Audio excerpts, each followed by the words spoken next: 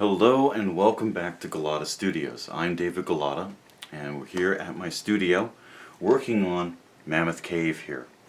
Now this one I've been working on for some time. What I want to do is get that last layer of highlights into everything in the midground and the foreground before working on the top and the bottom, and that will finish the painting once I get to those stages. But now I just want to get these highlights in. I have to be very careful about the colors that I choose because I don't want them to be too stark because it is a cave, but I also want them to still be exciting. So what I've decided to do is to make a mix of a bright yellow, a cadmium yellow, as well as a nickel titanium yellow, which is kind of like a eggy kind of yellow, which is the light that we see here. I want to match those and start placing them upon the stone to bring out some of the highlights that we have going on here. It's very exciting doing Mammoth Cave in false colors. It's been a very interesting project thus far. I hope you found it interesting as well. Alright, I'm going to see how this looks here. Get my knife going. Looking at the color, always trying to match the proper color. It's very important because if the color of the light is not uniform throughout the piece, it won't look proper. It'll look off somehow. So making sure that your colors and your highlights are unified is very important when working on a piece like this. Too many times I see people, have like a little bluish light, a little yellowish light. And that's okay if you have multiple light sources, but if you only have one light source, which this painting does have, you don't really want to do that. It's just not going to be convincing. And I think it loses some impact as well. I'm just going to use a very slight touch, very slight, just on the tip of the knife, of my soft glow medium. I don't want it to be too glossy, but I want it to be able to smoothly mix into the other colors. And these colors are mostly dry, so we're not going to get a lot of oranges, which is good. We got plenty of oranges there already. Don't need more. And what we need now is brighter colors to finish up this particular section. And I'm going to use one of my favorite brushes, the Isabey No. 2 Filbert. And we're using Old Holland paint, of course, as well as Classin linen, which is Belgian linen. Very, very nice qualities to it, very strong, very regular in its texture. Good canvas is very important, and for me, I don't really like the way cotton works with oils. I much prefer how linen handles oils. It gives just enough texture to be able to mark the canvas without going crazy. So let's begin here. I'm going to start right here where I've got some very bright lights going here. Just going to bring in some brighter spots. I don't want too much. Just a bit. Just enough to suggest bright shapes that have emerged from the darkness. A lot of painting is that. It's painting how light reacts and responds to other things. Oh, there I go again, finger painting. Always doing that. There we go. Oh, this is going nice and swift. Hope everyone's having a good day today. I'm having a very good day myself. I like making these videos on Wednesdays because I also do a live feed on Facebook. If you ever want to check those out, just go over to Facebook and see me working live on various, little thing there, live on Facebook on various paintings, and that would be at Facebook/DavidGulotta.com, and you'll be able to check out those. They are public. I like to make sure the public can see how this is done. I think it's important. I think painting is one of those important human activities. I'm going to switch over a little bit. Let's see how this brush does. This is an Isabey what is this, a 0? A 0 round.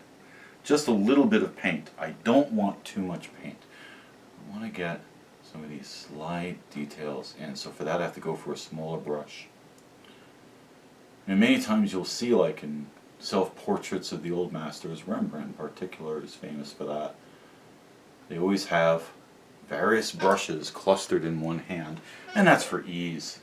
This way you don't actually have to look away from the painting at all. You can just grab the brush that's already in hand. I like to have a little jar of them next to me. But even so, like right now, I'm holding on to this one, not letting go. No, I don't want to let go. There we are. Alright, back to this one. And they go back and forth.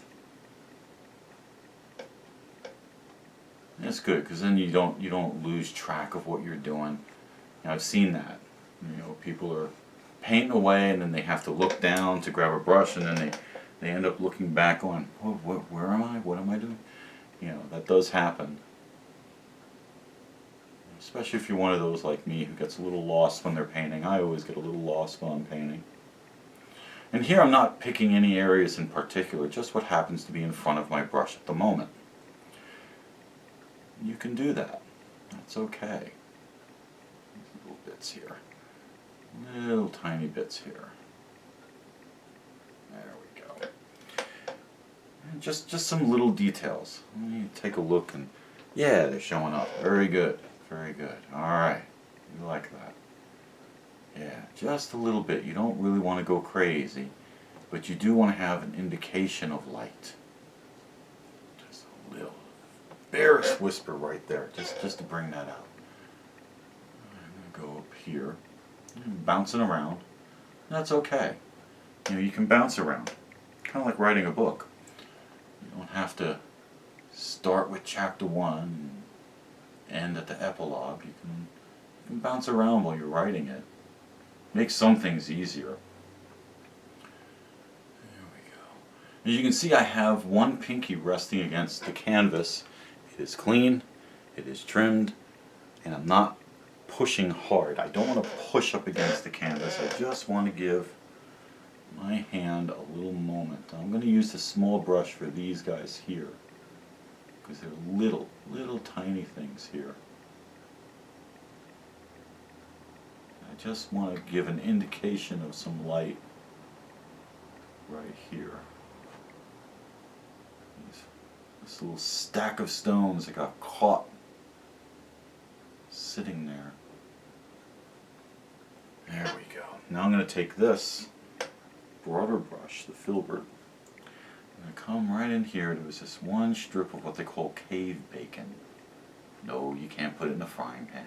Yes, that is the actual word they use.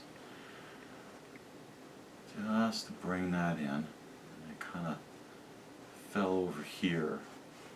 Right in here you had like these streaks of color and light. And cave bacon can be quite translucent. It's like almost like a lampshade. It's very interesting. I found it interesting anyway. There we go. Get that a little bit brighter, just to show it's right on the edge and it pushes the other things before it back a little. There. Now you got a better idea of what that should look like. There we go. Good. Very happy with that. I'm going to continue with the broad brush here. The filbert. Just come in here. Just a little bits of paint. Don't need a lot of paint to cover a lot, especially with Old Holland paint. It's very powerful. Very strong paint. Takes to mediums very well. It's one of the reasons I like to use it. I like to use mediums. I just don't use it too much. Too much medium can destroy a painting. But there are times when the effects of those mediums can really create a lot of charm. Not that raw paint doesn't have its charms, but this gives it a little special touch here. Alright, this is still a nice broad area, so I'm going to continue with the filbert. Just to bring out these shapes that have tumbled over here, showing themselves. They're here too, just like us. It's kind of nice. Switch brush. See how fast that is? Yeah. You know, there's a reason the old masters did what they did. You know, learn from the best.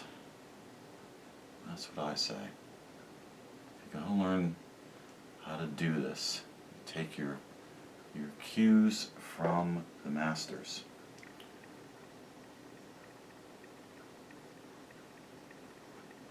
And then you can invent your own. Do whatever you want. Because that's what their methods taught, was whatever you want. We don't know a lot about old master methodology. You know, as much as people claim it, there's a lot we really don't know. Part of the problem is some of them use terms that we don't use anymore in art. They also hid a lot of their secrets from each other. You know, artists had special ingredients that they would use for various pigments and mediums, especially mediums with a big cookbook for many artists, especially in those times, the Renaissance and whatnot. That started fading away after the Renaissance. And eventually today, you know, mediums are mostly used for acrylics, even though they still exist for oils, and sometimes we use too much because we're not thinking about the construction of the work. And that means the painting in the long run may suffer from the fact that we're not being careful. So I try to be very careful with my mediums. I really don't want to use too much. Very sparingly, very thinly. So I'm using this color here, and this area here, which is very bright, I'm just going to use a little bit of the highlight, and that actually kind of knocks it back a little bit. Just a bit. Just a bit. It doesn't want to be too much, but now it's coming into play as part of the whole instead of being on its own. And just a little care. A little care goes a long way with painting. That's what I find. Just make sure you care about what you're painting. If you care about what you paint, you'll always be happy. If you care about what you're doing, you'll do a great job. I mean, it's really very, very simple, but you have to care. If you don't care, it's not going to work real well. You know, some of the best artists cared about their work very deeply. They cared about the subject matter. They cared about the paint itself. They cared about the methods. Because for the most part, they were trying to say something not just to their time, but as part of the human condition. And that's important too. That's important. Art doesn't speak to humanity. You know, you're just playing games. And that's fine. You know, great for the hobbyist and all of that, but, you know, when you want to get a little more serious, you have to care. You have to. There's really no choice. I'm going to bring this little guy out here because he's getting lost in there. Now I decided to start with the center. I like the center. It gets me in the mood. And then I'll work on this background in this area here. Except this one's going to have far fewer highlights. I don't want it to stand out too much. It'd be too much going on there. There. Now we're really beginning to see the depths, and not just of the brightness, but we're seeing the darks much better. We're really getting into the darks here because they're bouncing out from those lights. So yes, we need good contrast in a painting. That's a real necessity. We have to have good contrast. Otherwise, our work ends up looking flat. No matter how well we shadow things with technique, if your colors aren't right, if the darks aren't dark enough, and the lights aren't light enough, you're going to have problems. showing form. And here we definitely want to give the illusion of form. It's not always important. You know, if I were doing an abstract work, I might not care as much about being able to denote form. But for a painting based on the formations of a cave, well, you're dealing with form, even if you're not using the actual colors that were there. This is false colors. I chose these colors based on my emotional impressions of this formation. It was a very dynamic formation, looked very organic, like muscle. So I went for reds. It was very exciting. Seeing it was just astounding. And I wanted to capture that sense of intense wonder with my color choices. There we go. Just push the paint around. You can see I don't have to dip too much into the paint. A little bit goes a long way. A lot of that has to do with the quality of the paint itself. So I thank Old Holland for taking the time and energy of making a really fine paint. There we go. They really do make the best paint. Like I said, I like some of the others. I do like Sennelier. But when it comes to covering power and being flexible, you know, having a lot of different uses and ways of working with the paint, I think Old Holland really reigns supreme with that. As long as you have a knowledge of how to use mediums. Now, if you don't, then Sennelier is probably a better choice because there's a little bit of their own already in the paint to make them very buttery and smooth, which is why they're used a lot for plein air painting, because that gives it the ability to blend very easily and just to mix it out without having to mix a lot of mediums yourself into it. Makes it easy. You don't have to carry a lot of things with you when you're outdoors and painting. Believe me, you can carry a lot of stuff. Doing these paintings underground, oh, we had 200 pounds of equipment that had to come with us, and we were being very careful with the cave. We didn't want to cause any destruction. We didn't want to cause any problems. We had spatter shields and little coasters under the legs of the easels so that they wouldn't affect even the ground beneath us. Kind of silly, I know, because people walking on tour in this place, things like that. But I just didn't want to be part of the problem. I wanted to show that you can do this and be careful. Mindfulness in action. I try to be mindful. I don't always succeed, but I try. There we go. Let's get this little guy in here. He's looking lonely. There we go. That's good. Get that one there. So I dampen those down just a little bit. As you can see, it's beginning to unify even more. Each layer that I have done for this painting brings the painting more sharply into focus and brings the colors into unification. That's the idea. You start off with this sketch note, and then you go on to create this image layer by layer. That's how I like to work. I have heard that a lot of artists these days do not work in layers. That's fine, but they don't know what they're missing. There is a real joy to just slowly and carefully watching this work come into being. I like the interplay of the layers. I like the fact that oil paints become more transparent over time, and you can see all the different colors coming through as it dries.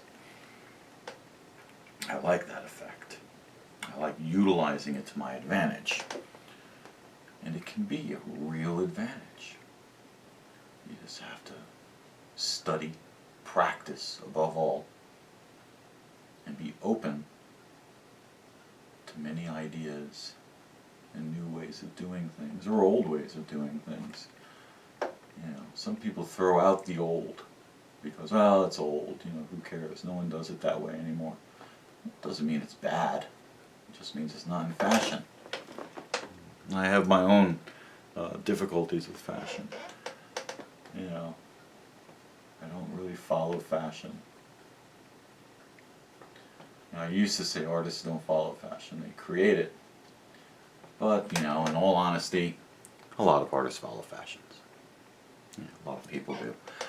I don't. That's not my trick. Not what I want to do. I don't want to spend my life following the latest scene, the latest fashion in the art world. It's not really my interest. My interest is not in impressing and speaking to the art world. My interest is in speaking to you, all of you. That's what I want to do. I want to speak to all of you, not just to the art world, not just to the latest critic or, you know, the latest person with a theory about what art is. And there's a lot of that. There's a lot of that. And it's got its place, but I think it's become too important lately. It's just become way, way too important. And it has made people less inclined to go into the arts as a profession. There are fewer and fewer of us all the time, and it has nothing to do with digital anything. A lot of people like to blame the digital world for destroying painting, and that is not the case, because painting was losing people way before that, and it had to do with the culture that was emerging in the art world, as far as I am concerned. I'm going to go into this background area. I'm just going to soften that a little, bring in some little details here. There we go. Just bring that in. And now this area itself has become even smaller. So I'm going to put down my filbert. And I'm going to get out a very small filbert, a tiny guy. This is actually a number 4 Isabi. And it is a badger hair brush, very tiny. Isabi makes some wonderful brushes. This one's very, very small. It comes to a very thin point. I'm going to see if that helps. Yeah, that helps. There we go.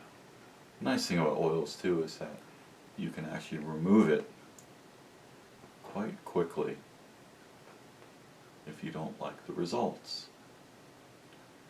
You know, once acrylic dries on there, you have to cover it up. With oils, if you don't like it the next day, just take a rag.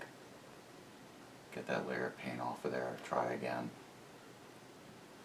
So they say that oil painting is forgiving in that way. It's forgiving. Sometimes mistakes can be handy too, though.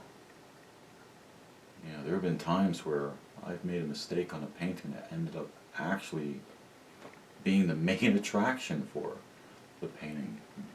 Didn't expect that. You know, you don't expect the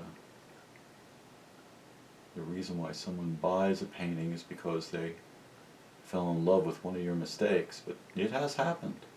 It has happened on more than one occasion. I'm all set to apologize about the quality of something, and someone says, "That's great, I love this part." And I'm like, I was about to apologize for that part. Not a good idea. Yeah. So, here we go. Just getting these little bits and colors in here. Bring that down. Just to give the impressions of some rocks there that are showing some of that light coming from here. Sprinkle that on. And here I'm also using the texture of the paint itself. You don't have to blend everything perfectly, because stone is rough. None of this was polished. This was raw stone. There we go. Yeah, I like that. I want to put just a barest hint right there. There we go. That looks better. So this is what you do. You take your chances. Just take your chances. You do what you know, and then you push it. I like to push myself when it comes to painting. These paintings are very difficult. There we go. It takes time. That's why I don't do the speed up videos and things that you see a lot. And I've seen a lot of those where the artist will speed it up, you know, so an hour takes like 4 minutes. And I don't like that, because I want to show people the work that this takes, the amount of time that this takes. It's part of the wonder. Someone spent their time making this thing. You know, I remember as a kid that always amazed me. You know, I looked at my own drawings and, you know, it occurred to me one day, maybe I'm just not spending enough time creating my drawings. I'm doing them too quick, and that's why they don't look as complete as the works of the people that I saw in the museums and things like that. And lo and behold, yeah, that was part of it. That was part of it. You know, especially as a kid, you want to do things fast. You know, you want to do things quickly. You know, a week feels like forever. You know, a month is an eternity. A year to work on a single painting? You got to be crazy. You know, but as you develop, you realize that time can be well spent to make something truly beautiful. So you have to care. You have to care enough to sacrifice the time and effort that it takes to make these paintings come alive, to bring them that life. I just consider it fortunate that I do have the ability to paint and talk at the same time. Didn't do as much of that in school. Well, I was chatty then. Just not like I am now. And that's the other nice thing about practicing. You practice often enough. Well, yeah, you can talk and do your work. Nothing really stopping you there except your own concerns that maybe you won't do a good job.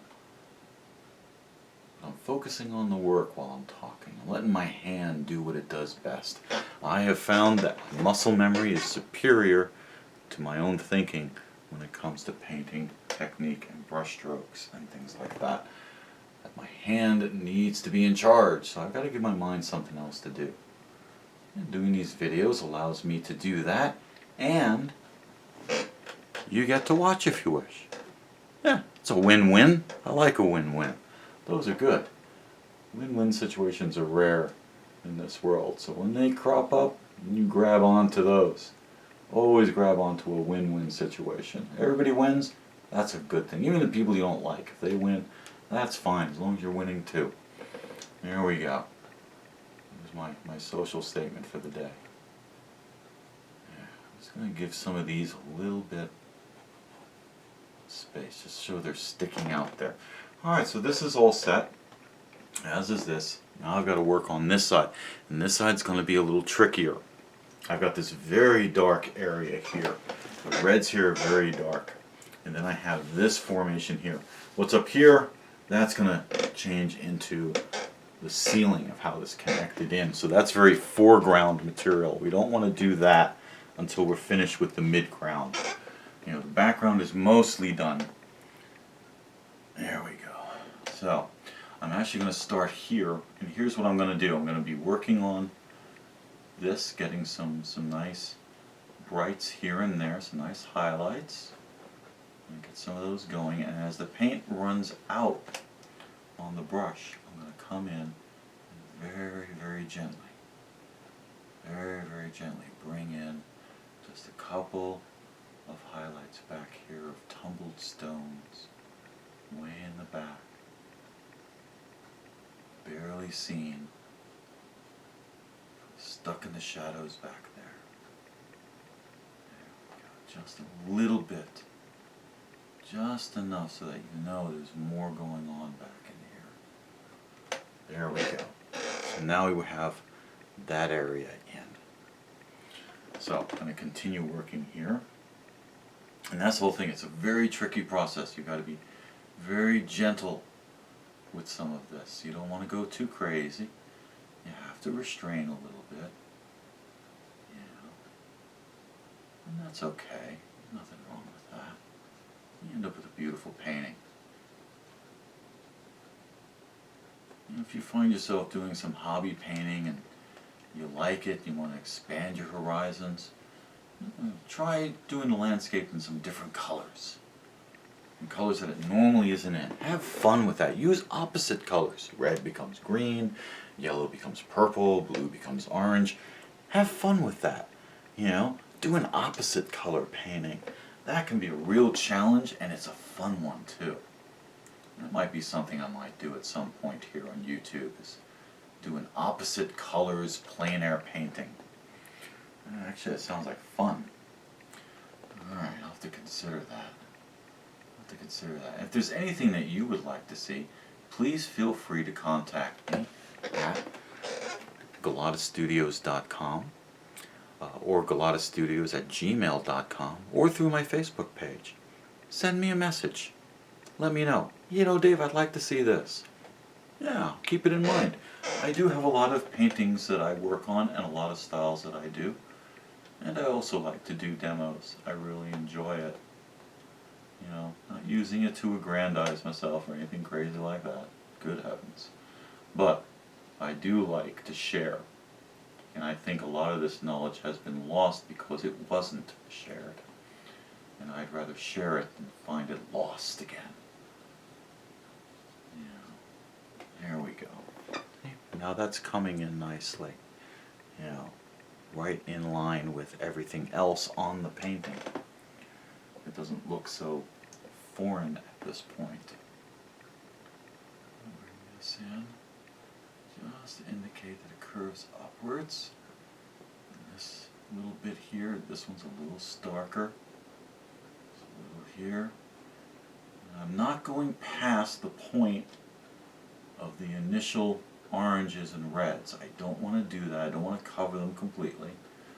I'm augmenting them, not covering them. Giving them a little more shape. Just a bit. Just a bit more in here. See, as the brush loses paint, I can come back in here and work in this dark area without making it too stark. Just very light amounts of paint. Very, very light. Alright, let's get back into that yellow. Alright, take a look here. Okay. I do that often. Technically, when I'm painting here alone, I'm not filming, I will stand up and go across the studio. It's about 14 feet wide. It's a nice studio. It's 14 by 12 space. It's not huge, but it's better than, you know, having like I used to paint on a small catwalk that went above the living room. It was a 5 by 10 catwalk. That led out to a small deck, and that was crowded. That was very crowded. I'm glad I'm not doing that anymore. That was too crowded for me. I didn't like that. I couldn't get everything in. I couldn't get everything done. I would sit in the middle on a swivel chair and have several easels sitting around me, and then I would turn from one painting to the next. I just had enough space to sit in the middle of them all. Oh, that was a little too crowded, a little too cramped. I got through it though. Some of my very early works were painted that way. So you don't need a lot of room, but it is nice to have the space to be able to step back from a painting. Still on the canvas. Take a look at it from like, 5 or 6 feet away, and then see where maybe you're off a little bit, or are you tilting things in one direction too much? Are the colors correct? I do all of that before I start filming. So this way I can sit here, and then when I'm done, I'll get up and look at it again. Make sure that it's all to my liking. There we go. And now we have our highlight area done. This area is all set, and I can begin work on the top and on the bottom here so I can finish it off. So let me bring my little camera here right over, as long as I don't tear everything down in the process. And there it is. There's a little corner there, you can see. I put in details. There's that little hidden area in there. And see, you pull back and look at that, it kind of sinks into the distance there. So now here you can see some of the raw footnotes that I had left behind while I was in the cave. These raw footnotes became all of this. So now I just got to work on the next area. Well, I hope you have enjoyed today's installment on YouTube, and I hope to see you again next week. In the meantime, happy painting from Gulotta Studios. Take care, my friends.